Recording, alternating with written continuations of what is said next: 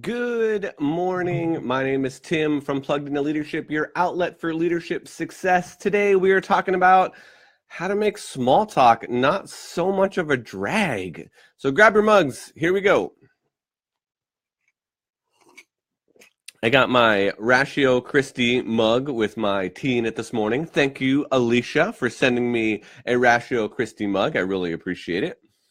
So we have picnic season coming up. There are going to be lots of invites to picnics for Memorial Day, 4th of July, Labor Day, and everything in between, just the whatever picnics, the birthday parties, all that stuff. And there's a good chance that you might be invited to a party where you don't really know everybody, and you're going to have to do that dreaded thing called small talk. So how do we navigate small talk? It is a pretty difficult and daunting task, particularly if you consider yourself an introvert. You would rather be in a very small group of people, and now you have to be thrust into a large group of people, and you are terrified of the how's the weather conversations. Well, I want to challenge us this morning and think about maybe some ways that we can expand and improve our small talk at these parties that we're going to have all summer and for the rest of our lives. Or maybe if you go to a conference or you're at a networking event and it's just not your general forte to just strike up conversations with strangers, I hope that I can help you this morning think about that in a different way. I wasn't always great at small talk, and I'm still not super awesome at it. There's a few things that I feel like I have put into practice that have made this a little bit easier. A few things that when I'm put in a situation where I don't know a large group of people and I have to be there anyway and get to know some folks, I try to keep these two things in mind. So try to keep these two things in mind as you head to parties over the summer. The first one is how you're standing and how you're kind of approaching yourself, or how approachable you look. If you're on your phone, if you're looking down, if you're standing in a group of people that you may already know, try to open up the group a little bit, even if you just step out slightly in the group to make it look more like a croissant and not a bagel. And I heard that this week on Coaching for Leaders, Dave Stachowiak's program. If you get a chance to check out last week's episode, he brings up some great tips about this as well. But we want to be a little bit more approachable, and we want to have a stance that we can kind of make it look like or make it feel like we want somebody to approach us and someone to talk to us. And just having that attitude going into it that we want people to talk to us is going to make it seem like that we are more approachable, and people will talk to us, and it'll be a little bit easier to kind of get over that first initial hump. Now, the second thing that I try to do is I remember these two phrases: compliments and connections. Compliments and connections.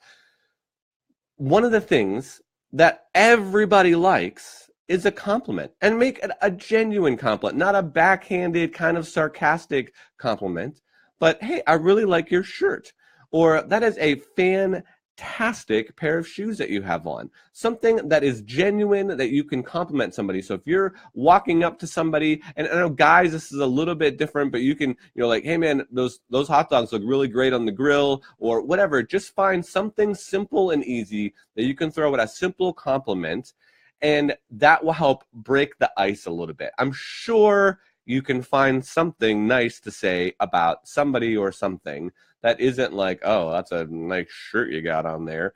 But genuine will really help break the ice. So compliments, and then the second one is connection. Try to find a place of common ground or commonality. It could be the person that you know that invited you to the party. Oh, we're at Bob's house. How did you meet Bob? And so you can ask questions like that. Or, man, this is my first time at this party. This is a really great house. Have you ever been here before? An area of common connection and a commonality. Use that as a jumping off point for the conversation. And then from there, just kind of let it flow. If it kind of peters out, that's fine. Walk off to the next person and start up a conversation with them as well, using the same tactic: compliments and connection. Find a place of common ground to kind of jump off the conversation.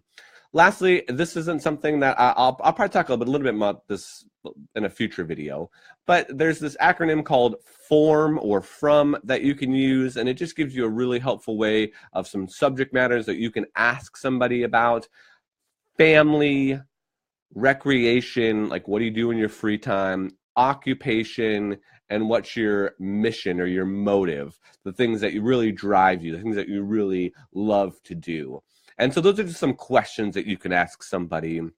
You know, what's your family? Are you married? Do you have any kids? Have any siblings? Or recreational? What are some things that you love to do? You like to go fishing? You like to run 5Ks? Like, you can ask questions like that. Occupation, what do you do for a living? What really jazzes you? And then your motivation or your mission, like, man, if you could do anything in the whole entire world, what would it be? Like, money wasn't an issue, what would it be? So form or from, FROM, are great ways to just remember some topics, some conversation starters, some questions you can ask somebody to help get things rolling. So be presentable.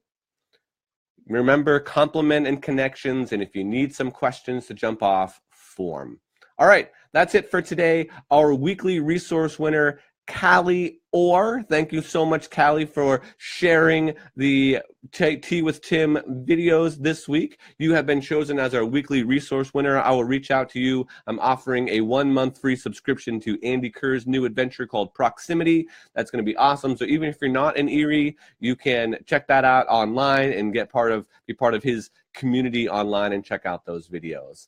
Was a little bit under the weather this morning, had a little bit of a headache. That's why I pushed the start back time to 9:30. So I'm feeling a little bit better. As you can see, I'm back in my studio, so I had to spend some time setting that up this morning. Really appreciate you tuning in. I will be interviewing Tom Henschel, executive coach out in LA on Tuesday. So make sure you tune in to that.